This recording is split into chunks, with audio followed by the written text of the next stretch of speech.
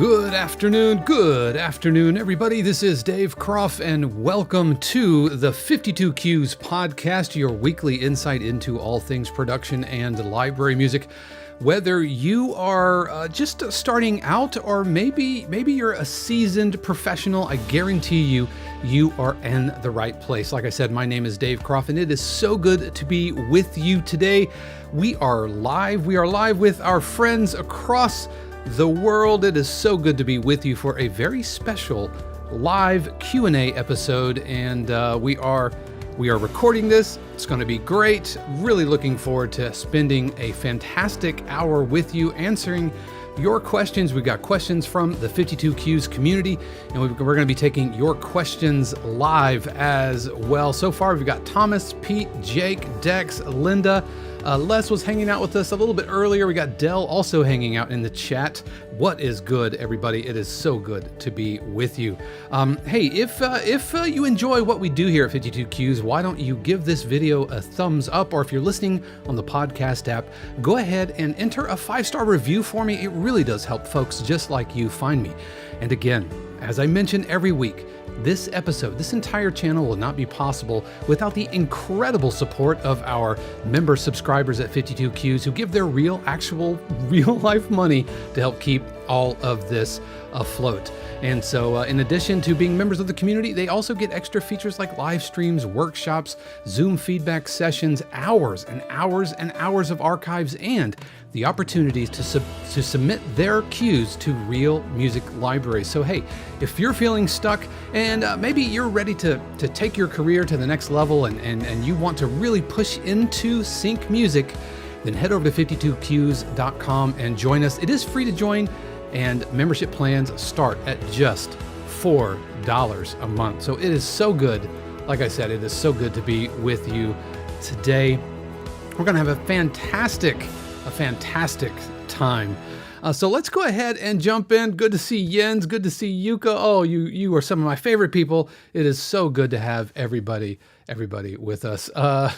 Dex is over in London staying up late, but no band playing in the background. Yeah, Dex is an alumnus of our mastermind program. And I want to say on the front end, our January mastermind is very close to being sold out, to the point where if there is interest in having more, because usually we cap out at 6, maybe 7, but usually we cap out at 6. But if there is interest, I am totally open to opening up a second section, possibly afternoon section for folks in the US, and a morning section for folks over in the UK, or even further beyond GST. So if you are interested, head over to 52cues.com/mastermind. That cranks up the second week of January, and really looking forward to all of that. But I think I'll have to check with Mrs. 52 Cues. I'm not sure if she's in the chat yet, but at last I looked, we might only have one seat available, and we just opened the doors on Tuesday for that. So like I said, if that's something that you are interested in, then head over to 52cues.com/mastermind and register. We do have payment plans and all of that. It's a 12-week program. Would love to have you, covering everything from project management, task management, to pitching to libraries, to motivation, sustainable creativity. We have a lot of folks who are members of the community, who are alumni of the Mastermind program, and it is really good thing. All right. So I want to jump right in with our questions. We've got questions from, like I said, from all over the community, and we're going to go ahead and start with Dell. I know Dell is here, and Dell says, asks, what is the best approach for adding edit points to tracks? Crossfading within the structure of the track itself, or adding a bar between sections? That's a fantastic question. And let's keep in mind what edit points are for. They're there to help give pauses and breaks for editors to cut, add dialogue. If it's a dramedy cue, add punchlines. And good edit points are like the Great Wall of China. They are visible from space. And so if I pull up, this is just my SoundCloud page here, and you can actually see the edit point. So this is a cue called Pounce de Lion, which is an African action cue. that we did during one of the live streams over at 52Qs. So coming up to this edit point. Right, so that is an edit point. So we come back out of it. Another edit point, this is a cue called Sneak Charmer. A little dramedy cue.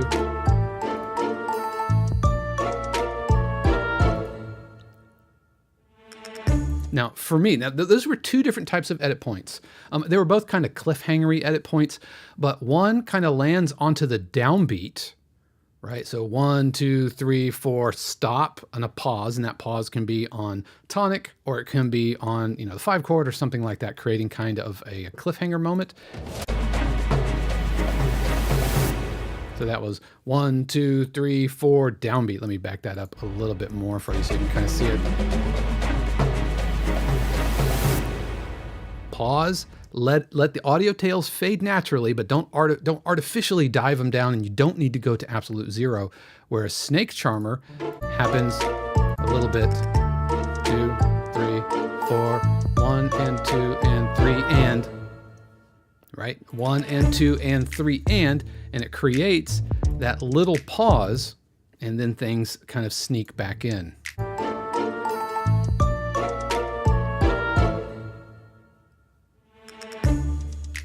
And a good editor can go in and chop that and create lots of space. So that is how I do edit points. As far as crossfading, I don't always add a bar.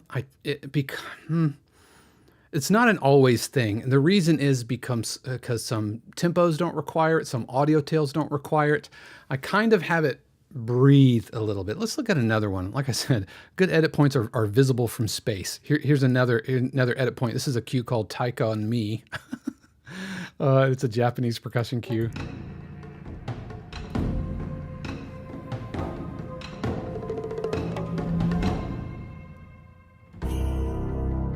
Right, so that one wasn't a full beat.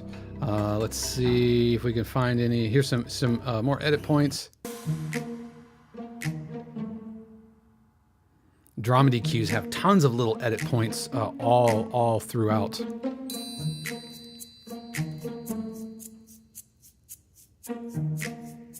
Let me fast forward a little bit. Right, so that was just a beat right there. So that's how I think about edit points, and I hope that makes sense. Del, I know you're in the chat. And if you have any follow-ups, please let me know. But that's how I think about edit points, either on the downbeat or on the off on the and sections. So excellent. Also, editors don't always call them edit points. We learned from one of the workshops we did with one of our editors, Josh Siegel. They call them stop downs. Where a little break in the action and then things come back. And then Dell's follow-up question, to quantize or not to quantize? That is the question. Here is my rule of thumb for quantizing. If it is an instrument that it would be played by a human with their hands or face, then we have a little bit of wiggle room where we can not quantize. But it is a super fine line between something that sounds quantized and something that sounds like sounds unquantized and something that sounds organic. Let me say that again. There's a fine line between something that sounds organic and something that sounds kind of sloppy and has an error. Now, when we're dealing with MIDI instruments, I have a keyboard here, I have a keyboard down here. There are myriad things that can interrupt the performance. And I don't mean you can put your hands on the instrument, but you might have, you might have a CPU spikes because some Dropbox decided to suddenly start syncing. You might get an email. You might have a fat finger moment. It could be weird latency. There are so many things that can affect a MIDI performance that is beyond your control.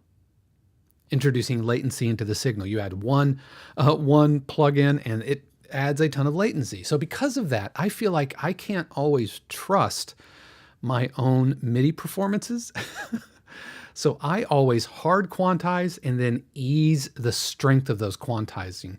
I will, if I'm doing like layered strings, I won't just hard copy and paste those. I'll actually perform them for the most part. I'll perform them multiple times so that each layer has its own quantization variables.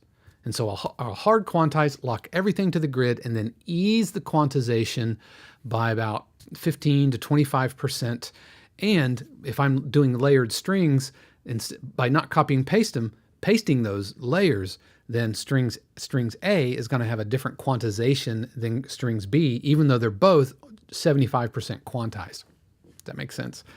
So I hard quantize and then relax. Things that are synth based, things that have pulses, delays, those are absolutely locked onto the grid. Because if you don't, then things that aren't quantized will be magnified as the pulse continues on. And that's, if you got multiple pulses and multiple things happening, then that creates a world of hurt down the line. So yeah, definitely hard quantize.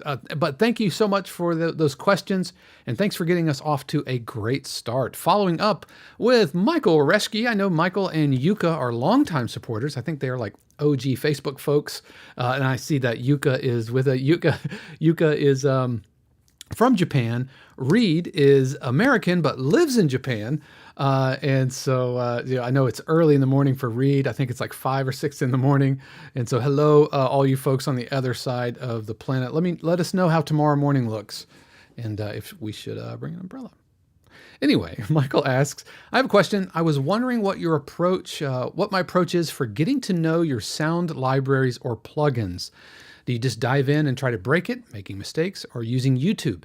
If you have another approach, that would be great too. Libraries and plugins have so many layers to them. It seems a daunting task to learn and to use them.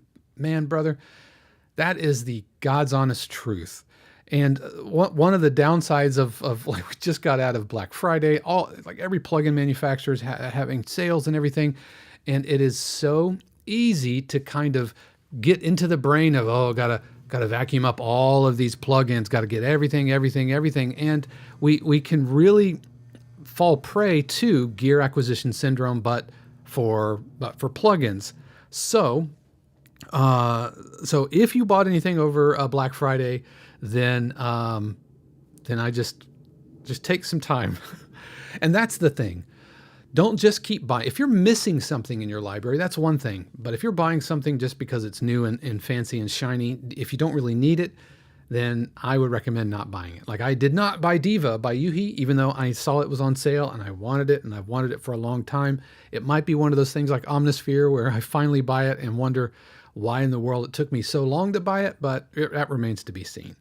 But to your question, my approach to learning new sound libraries is I try to carve out some time and just audition patches. I find I personally have a hard time watching YouTube videos for long, like 45-minute YouTube videos where they're just going patch after patch after patch. And you all know I love the Unfinished and everything that he does. And he gives exhaustive patch demos where he's just like, this is this patch and this is this patch. And I got to be honest. Like I said, I love Matt, and I like own nearly all of his patches, but I've never watched one of those videos in their entirety because I just can't. So getting in there, putting your hands on the instrument and just playing around. If you find something that inspires you, then just start writing. Then just start writing. But you just have to spend time with it. It's like learning a new instrument. It's like if you get a new saxophone and you got to break it in. You just have to know where all the edges of that map is. I think the biggest thing keeping us from learning our libraries, me included, is buying too many new libraries. Buying new libraries instead of learning the libraries we have. So yeah, just spend some time. There's nothing that beats just putting your hands on an instrument, playing around.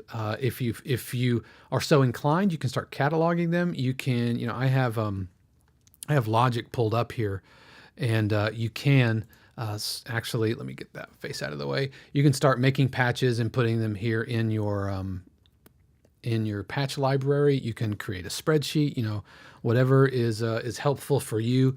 You can do that. I don't personally do that, but I've seen lots of folks do that. All right, so I hope that question helped for you, or hope that answer helped. Nathan asks, once you get an album signed to a library, is it common practice for the composer to upload it to a streaming service like Spotify and SoundCloud? I realized it would depend on the library, but was wondering what your experience has been. My experience is that because nearly every one of my libraries is exclusive, that means that the library owners have assumed the copyrights. So I will still get my royalties, but what I don't have is control over where those go, and it's really up to them. It's up to them if they want to release it on Spotify. Now, I have seen this trend change really kind of over the last 5 years. It used to be that Spotify, nobody really cared. Nobody was because at the end of the day, who's really going to listen to it? But it does become a point of brand and marketing awareness for the libraries themselves. Like if a library is pitching to a client, if they can point to Spotify and look at all of our releases, yes, they could go onto their source audio file or source audio account and all of that.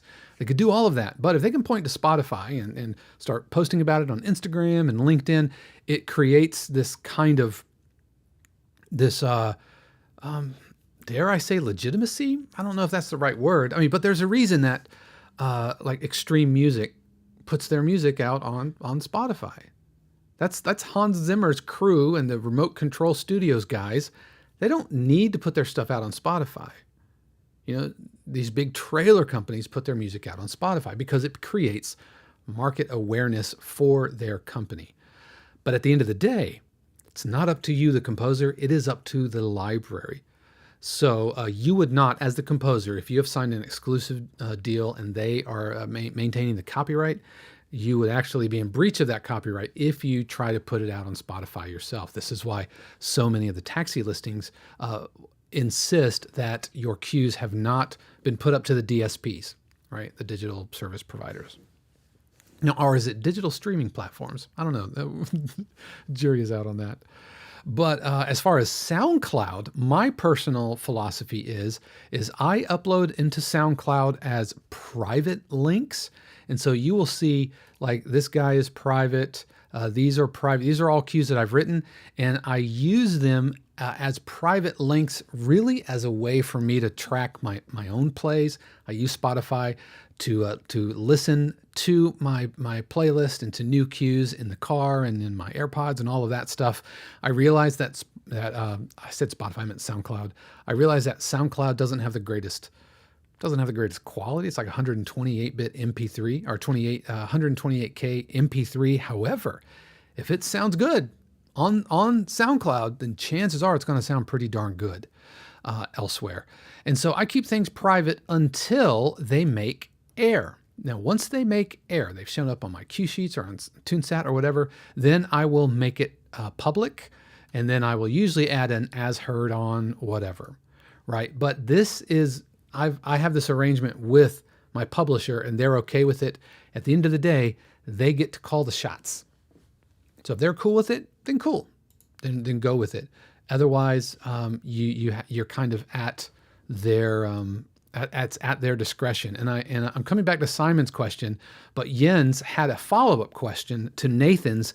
Wouldn't both the publishing library and the composers equally benefit from uploading a production music album to streaming services like Spotify?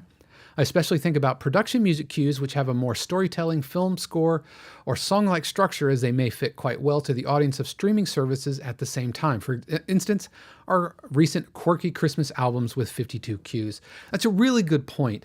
But at the end of the day, publishers are in the business of publishing music for TV placement, and streaming services are a not even a second or tertiary, they're a quadrary thought. It's way down the bottom. Now, the cool news is I think catalog services have gotten hip to this. So Source Audio, which is one of the largest players in the catalog management system, Source Audio has now is now starting to offer DSP services. Source Audio's biggest client is music libraries, and they recognize that music libraries are starting to put their things out on Spotify.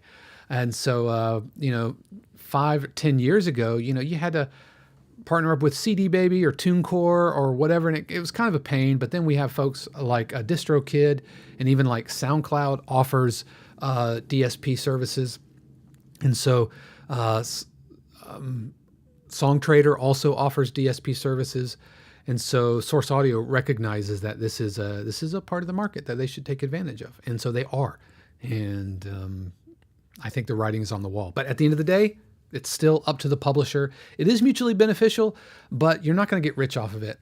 I mean, streaming royalties are terrible. They're absolutely terrible. They're even worse than international cable, which can be, pennies, which it all adds up. But Spotify and getting folks to stream your music, the value isn't in the streams themselves as much as it is the market and brand recognition. Okay, Dex mentioned going back to round robins. If you have round robins in the instrument, often quantize work as well, but I often drop back by 1 or 2 milliseconds if it seems late. That's a fantastic point regarding quantization when you're dealing with especially strings and wind instruments, which can have a pretty slow attack envelope. You have to anticipate that change and nudge them forward. So you have to kind of forensically, place them. But that's something to keep in mind. Really good point. And Dex also follows up and says, if you are starting out buying libraries, I would go for a decent string libraries, as they can often be the most telling MIDI sounds, but most universally used in multiple genres. Yep. Oh, really good to see Jeff, man. What is up? Hope you're doing well. Jeff has a question. Since many of us mix in cans, meaning headphones, what is my preference and why? Open, semi-open, or closed? Well, you all know that I've done a video on my Desert Island headphones, which are these guys right here. These are the Sony MDR 7506s. I'll get those nice and close to the camera so that you can freeze frame if you want to pick those up. And I used these religiously for a decade, longer than that. I love these. They are closed back, but being closed back and being Sony's, they're not without their challenges, meaning the lows are really exaggerated and the highs are really exaggerated. But I've learned to mix in them. But it wasn't until earlier this year when Sony released the MDR MV1s, which are really the open back versions of these. Now, I know they don't look quite the same. These are super light. They're made of super thin aluminum, and they are open back. And what I have discovered, whenever I was mixing in the 7506s, I would run Sound ID Reference, which is a plugin which can offset the which can offset the frequency bias of any number of headphones. It's super cool plugin. So I always ran with that. But I noticed that when I changed to these headphones, they sounded like the 7506s with the plugin turned on, but I didn't have any plugins. So while it's not a totally flat response, I have found that this has given me a much flatter response. And so the only thing I don't do in these headphones these days is tracking. Because they're open back, you will get sound bleeding out of the earpiece and into any microphone you're recording. So I'm really a fan of these. Some folks swear by the Sennheiser, is it the 650s? Some folks swear by those. I'm a Sony guy, and I like the fact that these headphones have a replaceable cord, velour earpieces. This is it feels like plastic, but it's actually aluminum. They're really light. I have bigger ears, and so they're nice big cups. And they're super comfy. It was an adjustment, It was an adjustment going from those Sonys to these Sonys and going from closed back to open back. I had tried open back before. I picked up the Bear Dynamics 770s and I hated them. Absolutely. I still have them. They are my, in case of emergency, pull out. If I need headphones to throw in a backpack because I'm going somewhere and I just need headphones, I'll throw those in. But I really did not like those, and because I knew I wanted open back. I like being able to kind of hear the room, hearing my voice in the room through my headphones. That was a real adjustment. But I really love these MDR 7501s. They weren't cheap. But I was able to pick them up, and I'm really happy I did. Yeah, Dex loves his 990s. They're open back. Yeah, the sevens. Okay, I got the 990s, not the 77s are the 770s are the closed ones. The 990s are the open ones. Those are the ones that I had, and I did not like those. At the end of the day, though, I will say those 990s were the most comfortable headphones I've ever. They're these big circles, and they're like. They were the most comfortable headphones I've ever owned, but I just didn't like the sound. At the end of the day, it really, I mean, you could mix and master in AirPods. You could mix and master in Beats. Don't let anybody tell you can't, because at the end of the day, knocking things over in my desk, at the end of the day, it's about learning your headphones, learning what a good mix sounds like in your headphones and what a bad mix does. You can overcome it. And I'll argue with anybody who insists that only the real musicians and real producers mix in the room. But there are so many variables. The quality of your speakers, the quality of your room treatment, the math that goes into your placements, not to mention, the shape of your room. There's so many variables that headphones, quite frankly, eliminate, but they do bring their own challenges that you just have to overcome. So yeah. Jeff likes the 880s, the semi-open, but thinking about trying something else. I would go to the 990s. If you like the 880s, I would stay in the Bear Dynamics, because you just like Sonys are Sonys are Sonys. Sennheisers are Sennheisers are Sennheisers. And this is my personal belief, if you stay in the family, I think you'll have less of an adjustment. I was going from Sony 7506 closed back studio headphones to Bear Dynamic 990 open backs, and it was a bridge too far. I could not leap that Rubicon. But yes, excellent question. Thank you so much, Jeff. Really do appreciate that. Simon asks a question. I hear lots of names assigned to different cues in production music, tension, dramedy, trailer, but not a huge amount of resources listing them all or talking about what makes them what they are and not something else. The best specific resource I found and what prompted this question was listening to the interview with Rob Astor and hearing about all the specific sports cues that are required in that market. Is there anything you can point to which could help someone new in the production music field or someone branching out into different styles? I found taxi listings a little unhelpful for this, although the reference tracks are great because you can only see the cues for what's being requested. My recommendation would be to go to some libraries.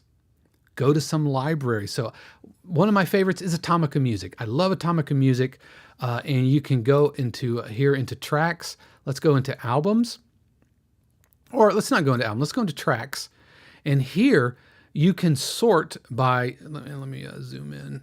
You can sort by genre. You can sort by mood. You can sort by libraries. So if you want to know like what hopeful, determined hip hop track sounds like. Oh, I lost it. There we go. Hip hop. There are a handful for you to try. I'm not going to click on any of them, otherwise we get demonetized. But by the way, speaking of, remember earlier I said you could see good edit points from space. Look at that. Look at those nice chunky edit points. You can see them right there. Yep, that's a healthy looking waveform. And so going to, I like Atomica Music for this. I also like, is it the Supervisor? The Supervisor.com. And in this, you can search for, by genre. And this is Scorekeepers. You can search by mood, by energy, and you can also by scenes, right? So if you want to know like what drama cues look like, and here are different types of scenes that you can search through. Tender moments, unresolved ending. And so my only recommendation would be to spend some time in a library. There isn't necessarily a repository of definitions, although this is something that 52Qs is looking to help. This is what part of the almanac is about, is putting these things together and helping to educate folks just like you. And so that would be my recommendation. And the two that I lean on a lot are Atomica Music, which is atomicamusic.com. I like thesupervisor.com. And if you really want to swing for the fences here and go to the top of the deck, extrememusic.com. This is the Hans Zimmer folks and Remote Control Studios. And let me see if we click on search, and you can instrument, genre, label. So you could type trailer. Let's do romantic trailer. I don't know. Let's see what happens. Yep. So these are all tracks that line up. So it's a little bit of kind of reverse engineering, but the albums are also super helpful. Like if you go over to Atomica Music, and instead of clicking on tracks, click on albums. And then you can see, okay, so here is Lucky Day Pop, Modern Elegance, Heartening Moments, Cinematic, Ambient Piano, Deep Investigation, Lo-Fi, Pizzicato. And so, yeah, Under Suspicion. Yep. Spend some time on the libraries, and that will, I think, get you pointed in the right direction. But really, really appreciate that question. And finally, we have another question from Ilya. Ilya says, I can't attend, but what is the difference between having publisher shares versus writer's shares? Do they pay differently? And does having one or the other make a big difference in the long run? Well, royalties from the PROs are split up into two halves. So the royalties come in, and half of the royalty goes to the writer and half of the royalty goes to the publisher.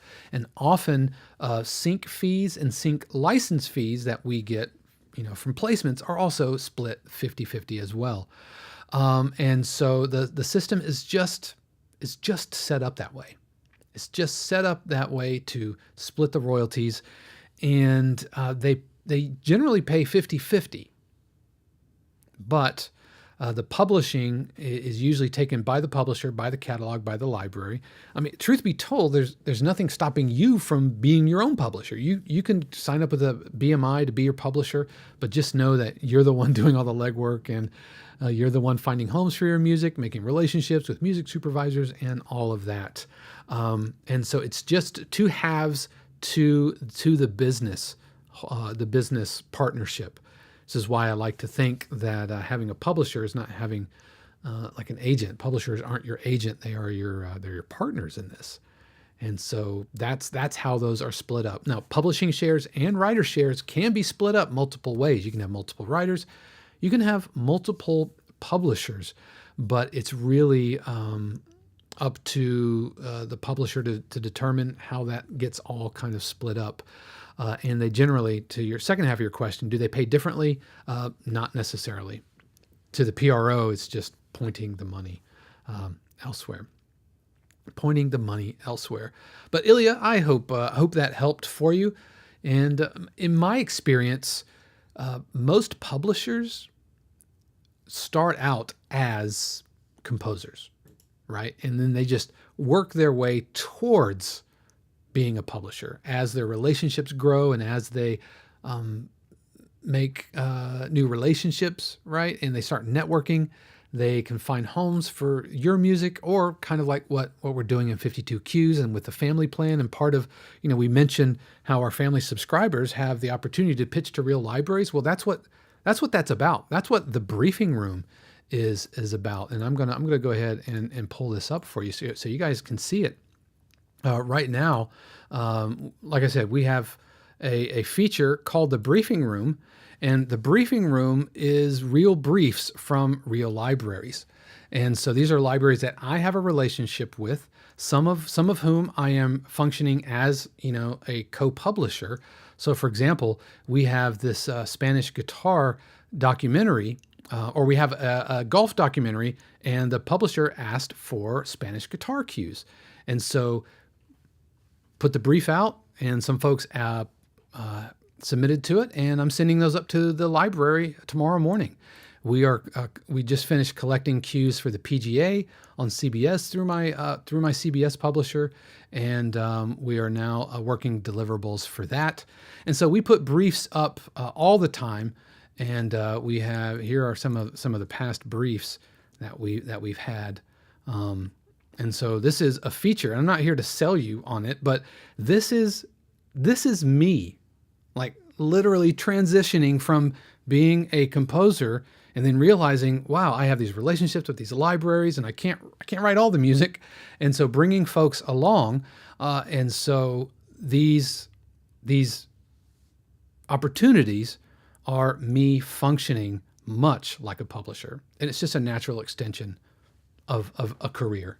You start writing and you write for 10 years or so, you're going to have relationships with folks, and they're going to say, hey man, do you have this? Like, I don't play Spanish guitar, but I know some amazing folks who do. And so I connect them. Yep, for sure. Let's see. Mike asked, a while back I wrote a theme for my wife's YouTube show that got quite popular. I didn't get any money for it, but in the future, how would one monetize a theme song? A theme song on YouTube, my recommendation would be to release it on the DSPs, the digital streaming platforms, iTunes, Spotify, and all of that. Then register it with Content ID, which means that every time the theme song plays, you would get royalties for that, or you would get the royalties or partial royalties from the performance, from the ad revenue that comes from that video. Otherwise, if you're looking to land it with a publisher, then you need to contact them, maybe get it signed to a library, or if you think it can hold its own, then maybe you could pitch it to a sync agent. Now, sync agents often deal with vocal music, and so if it's not a vocal up track, which is what those are called, like a vocal up, then they might not necessarily want your cue.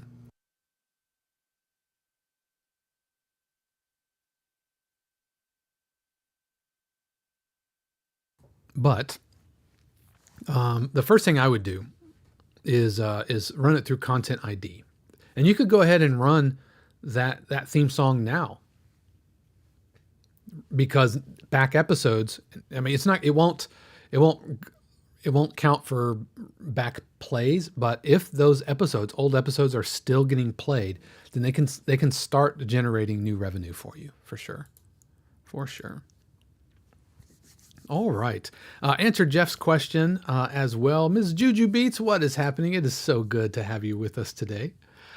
Pete asks, I have about 90 airings across 4 TV shows from 18 tracks placed this year.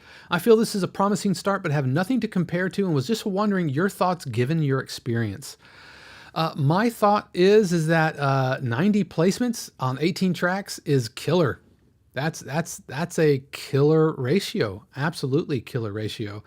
You said this is kind of your first year? Generally about 5 years. I would count on about 5 years for the ball to really get rolling. It can take 2 years for a cue from I have an idea for a cue to getting paid.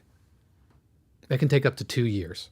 Like, you can have an idea for a cue, and let's say it takes a month to write, and get revisions, and then you get it pitched, and then they take it, and so then it gets absorbed into their catalog. That might take 3 to 6 months, and then it might take 3 to 6 months to get it like the artwork and everything, get it published. So you might be a year in, and then it gets pitched, and then it gets placed, and by the time it might take another 3 to 6 months to get placed in a show, and then it might take another 6 to 12 months for that cue sheet to show up in your statement.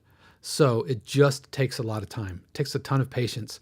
And I tell you, the toughest part, friends, is about year 2 and 3. Because you'll start to see some trickle, which is super exciting. You get your first placement and you're like, yes, and you'll have that slow motion moment. And you'll probably, if you're like me, you'll probably remember where you were. when you hear your music on TV for the first time. It's super exciting. And then you'll get super like high on that, right? But then it'll take a while for more placements to come through. And that lull in year 2 and 3 takes a lot of patience, man. You just got to keep with it. And then, so you'll get, it's a slow arc, right? But year 2 and 3 is when you're like, this isn't going anywhere. I hate my life. This sucks. I'm going to give it up. I should be making tons more money by now. It just takes time. You're very welcome, Pete. Appreciate you. Dex says, my first accepted queue was in 2017. It took 3 years to turn up as a royalty payment in 2020. Best day of your life. Dex wants to know what flavor of coffee. Yes, it is coffee. Oh, the mastermind folks know better. Yes, it is coffee. It is a 2023 Christmas blend. I'm a big fan of Starbucks Christmas blend, which is like aged Sumatra. And I bought a ton. I usually buy, like, you go back through my Instagram, you can find like 18 pounds of coffee. And just a few weeks ago, I finally finished it off and then bought the 2023 blend. And it's really amazing how much better fresh coffee is versus 2-year-old coffee. If I wasn't drinking this, then based off of Enrico Caporale's suggestion, Lavazza coffee. I'm a big fan of Lavazza as well. Big fan. Pete asks, is it okay to ask for placement information from your publisher up front of your next BMI statement, assuming that they have the cue sheets? I would wait, because what you don't want to seem is like, hey, you got my cue, right? Is it placed yet? If it's been like 6 to 9 months and you're just curious, then you could ask, but I would give it no less than 6 months before you really start asking. The other thing is, if you got placed and you caught it on your TuneSat, or maybe even caught it live, or it has shown up on your cue sheet, and it's not showing up on your cue sheet, then that's a call right away to your publisher, just to make sure. And I would recommend loading up TuneSat. The free version allows you to load up 50 tracks, right? And so let me do that. Allows you to load up 50 tracks, and I load up 50 tracks, and it's great. Like I said, it's free, and it's also a really good way to kind of to pad out your IMDb. Is finding things that show up on TuneSat. I'm trying to log into TuneSat here in real time. Let's see if it will wake up. I will say TuneSat's website is criminally slow. Come on, TuneSat.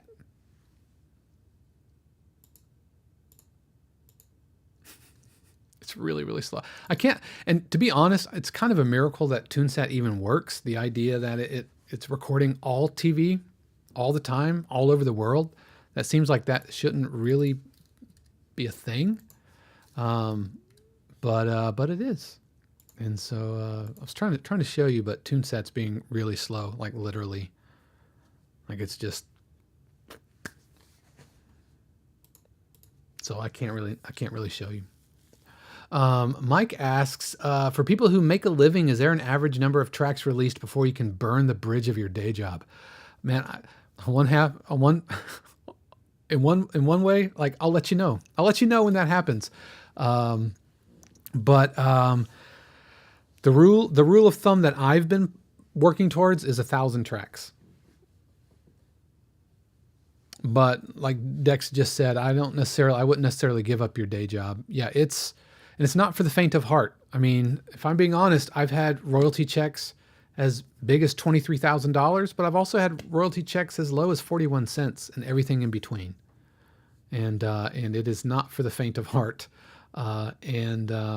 Especially as trends change, you have cues which get a ton of love for like 2 years and then suddenly fall off, and you have zero control over it. By the way, it looks like TuneSat finally decided to show up. And so here's my TuneSat. I registered just a handful of tracks, and it's great seeing all these placements across the world. And I do use these. I'm gonna see if there's anything new.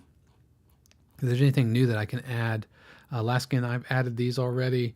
Hello Heston, Alarm in Alberta. This is a show called Alarm in Alberta.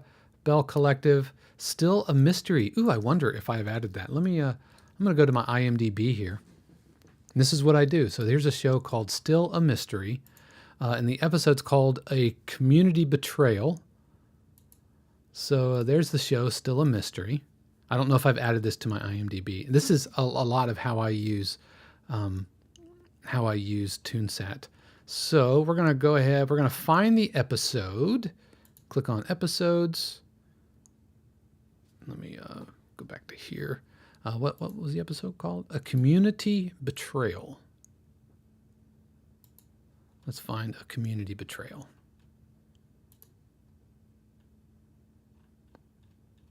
The other thing is that they're not always all in here. So you're kind of at their whim.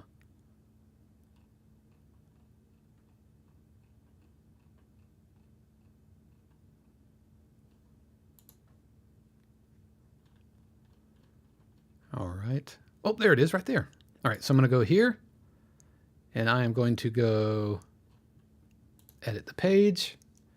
And I am going to go here into the music department. Add one credit. I don't think I've added this to my IMDb.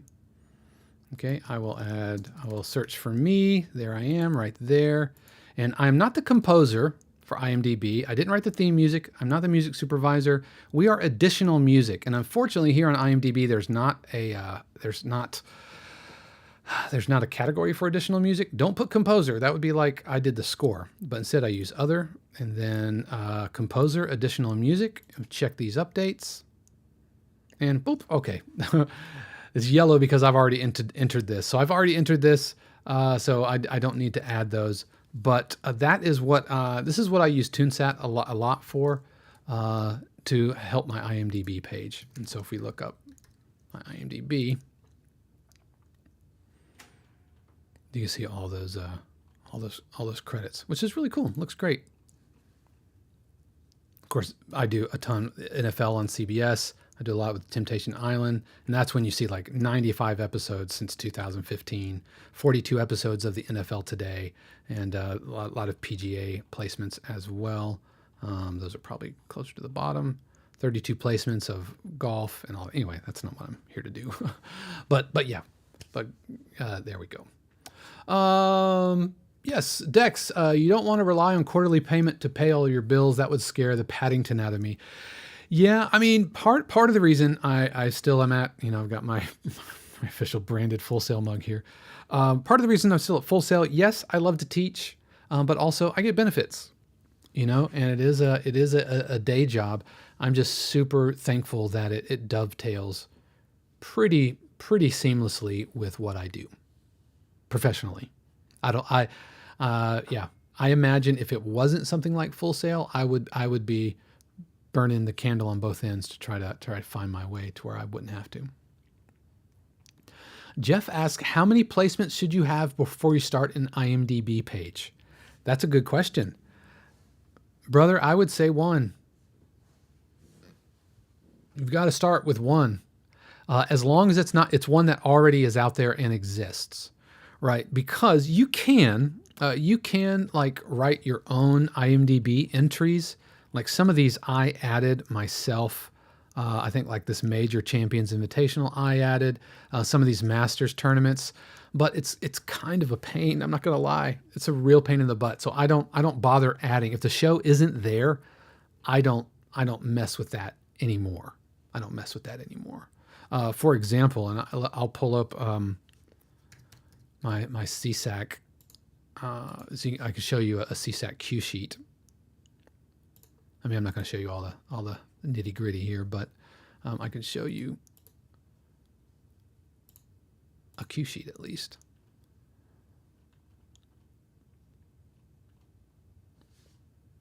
All right, so here in CSAC, like that, I don't think that Masters tournament is in. These basketball tournaments might not always be in. Boomer and Geo, this is a show that I've gotten a ton of placements on. Like you can see Boomer and Geo. But none of these are in IMDb. So I could add them if I wanted to, but I don't really feel like messing with it because it is kind of a pain in the butt to futz with all of that. So I tend not to. But Jeff, man, if you got one, go for it.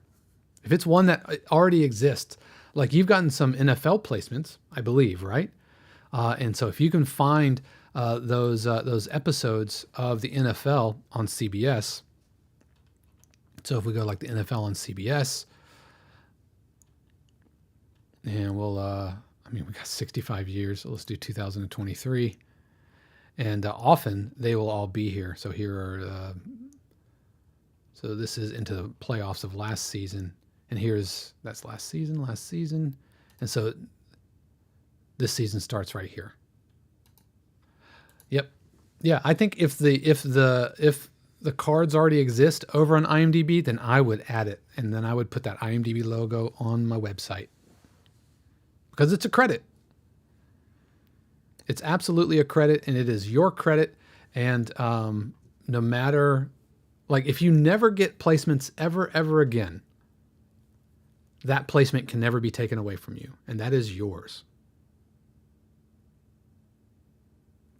Dex asks, are you a composer with CSAC, but a new composer that isn't an option? That is correct. CSAC is an invite only. And generally, I mean, it's relatively a small organization compared to ASCAP and BMI. It's a very small organization, but it is invite only. And generally they work with folks who have placements. And so I started out on ASCAP. I loved ASCAP, had a really good time with them, fantastic resources. Their website is great. They have some of the best cue sheets in the business. They're super fast. Their website's fantastic. But I got invited to join CSAC. It was just better for me as far as the type of placements I was getting. Because in general, these are broad generalizations, right? In the US, ASCAP is going to give you more payout for the type of placement. So if you get a theme music, then you're going to get a better payout for ASCAP. If you get high rated, like if you get placements in a bunch of high ratings, like eyeballs, Nielsen ratings, then BMI is probably going to pay out more, right? Because it's, television and everything. Whereas CSAC in general puts more of an emphasis on length of play. And so I wasn't getting a ton of high rated placements, but what I was getting, so I was getting really long placements, or rather I was getting a lot of placements on golf, like the Waste Management Open on like a random Saturday in June, right? And so I switched over to CSAC and have been really, really happy there.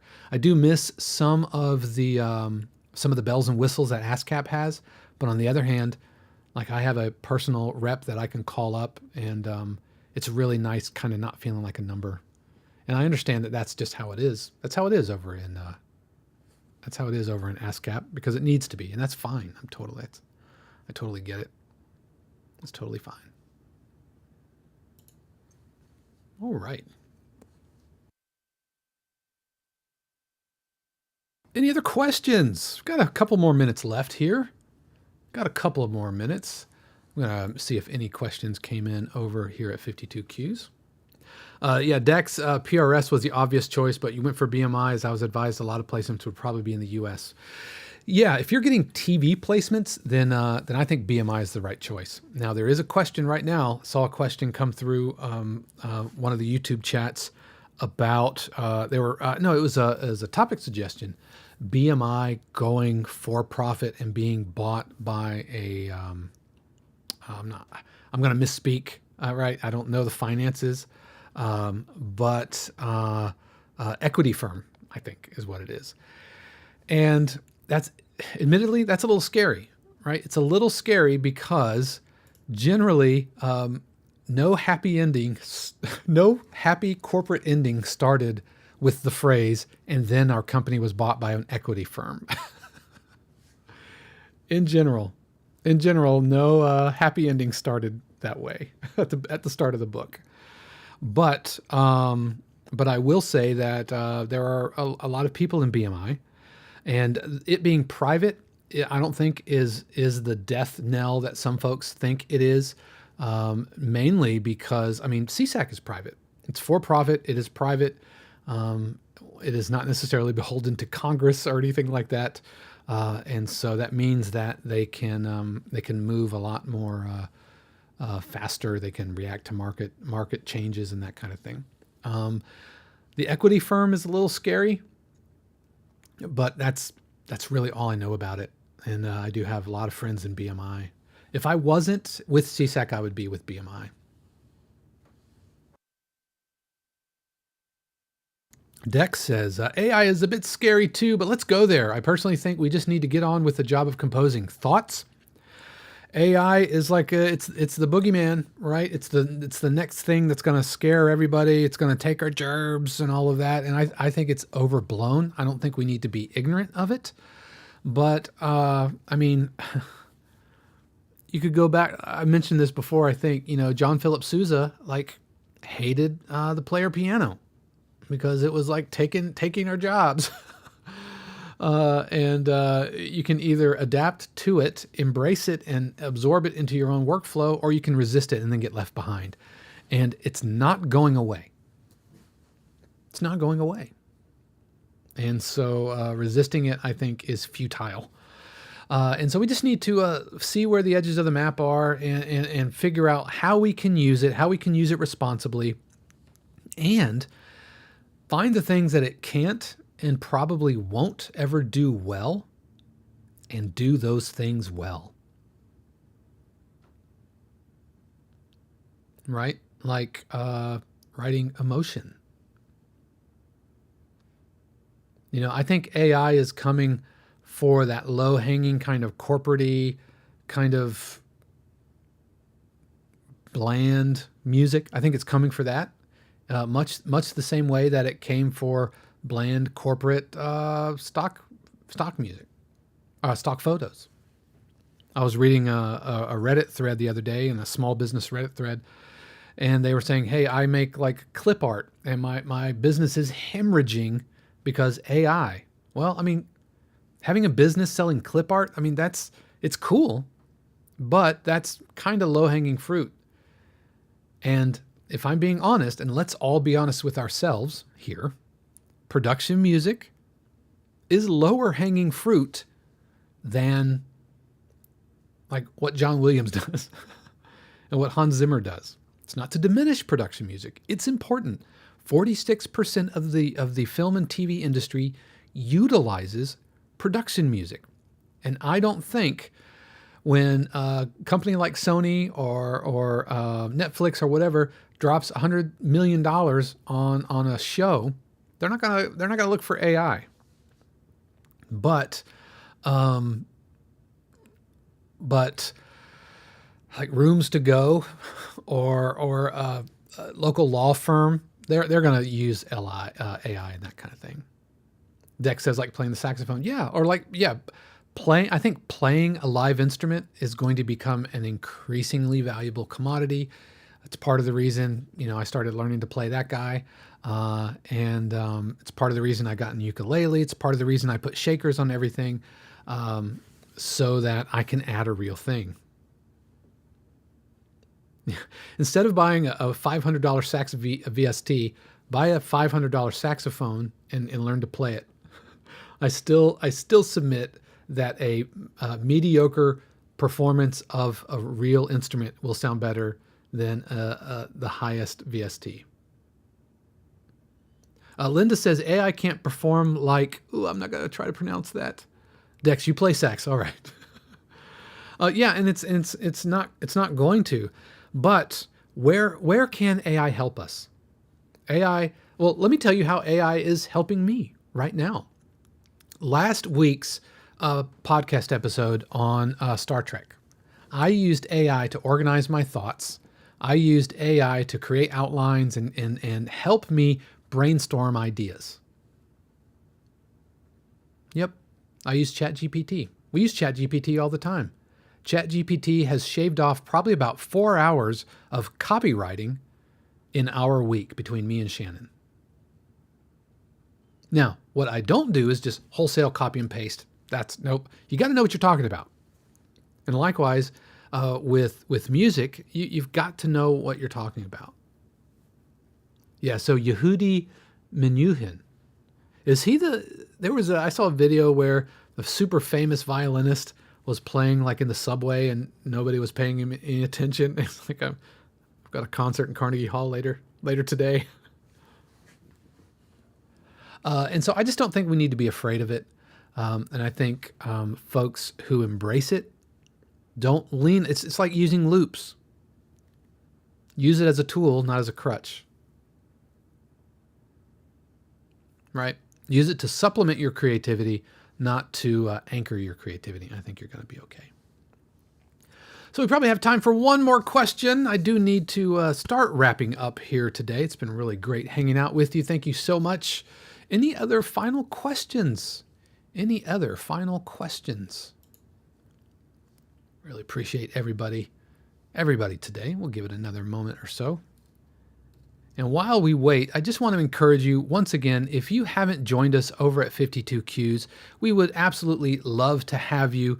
Like I said, it's free to join. Memberships start at just $4 a month, and that is for our neighbor tier, where you get access to our live streams and our almanacs. Our friend tier gets access to our weekly Q breakdowns. We also do monthly career and industry workshops with extensive archives. They get access to our friend zone chat group.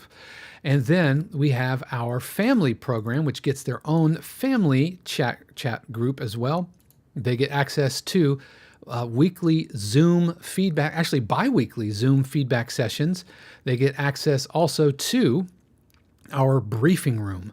And the briefing room is where you are pitching to libraries. And so, yeah, we'd love to have you. Plans, like I said, start at just $4 a month. And our mastermind cranks up here at the beginning of January. We would love to have you as well over there. Just like 1 or 2 seats left. If we have enough, I am totally open to having multiple sections, to having 2 sections. I'd rather have 2 sections of 4 people than 1 section of 7 and then turn like 3 people away. Let's see. Dex asks, favorite Voyager episode? Yeah, Blink of an Eye. It's the episode I mentioned the other day. Definitely not the one where what is it called? Oh, I'm forgetting the episode. It's where Tom Paris goes like past warp 10 and he evolves faster than everybody. And then he turns into a salamander, and then he kidnaps Janeway and they go to a planet and they have salamander babies. So Tom Paris, for the record, Tom Paris and Catherine Janeway have salamander babies that they left on the planet. And the one with 8472, yeah, that was a really scary villain, super scary villain. And is that are you brand new to Voyager? Are you brand new to Voyager? Yeah, Blink of an Eye is the one I mentioned last week on the episode. It is so freaking good. My favorite episode. And also stars a very young Daniel Day Kim. A very young Daniel Day Kim, who went on to be in Lost and Hawaii Five-0 and everything. Okay, so you know about fluidic space and all that stuff. Yep. Anyway, that is going to do it for us today. Thank you so much. Oh, it is always so good to hang out with you. Love doing these live. We are going to be doing a live Q&A at least once every few months. And so be on the lookout for those. And once again, a huge word of thanks to our family, friends, and neighbor subscribers. As a reminder, we are shutting down our Patreon at the end of the year. So if you're watching the live streams and you want access to those, then you're going to need to join us over in the neighbor group. But it is always so good. Thank you so much. Just know that I love and appreciate all of you. Next week, we are rolling our interview with Jameson Nathan Jones, who is a composer, a YouTuber, and a free thinker. And he also, much like Anne Catherine Dern, says the quiet parts out loud. So you don't want to miss that. That is coming up next week, but that is going to do it for me. As always, a huge word of thanks. Until next time, peace.